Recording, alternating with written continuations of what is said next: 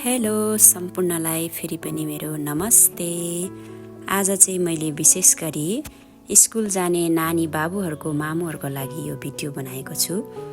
मैले चाहिँ यो भिडियो बनाउनुको कारण चाहिँ हाम्रो नानीहरूलाई सधैँ हामीले खाजा हालिदिनु पर्ने हुन्छ र के बनाउने होला भन्ने हामीलाई एकदमै चिन्ता हुन्छ।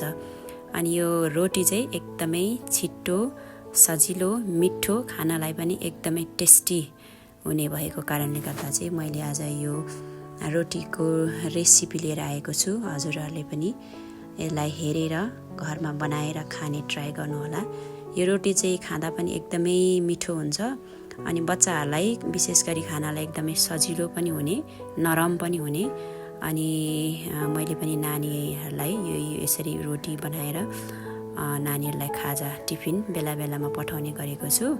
हजुरहरूले पनि घरमा यसरी नै यो जति पनि मैले यो मसलाहरू जति लगाएको छु यस्तै प्रकारले हजुरले पनि रोटी बनाएर आफ्नो नानी बाबुहरूलाई स्कुलमा टिफिन पठाउन सक्नुहुन्छ है। हस्, धन्यवाद।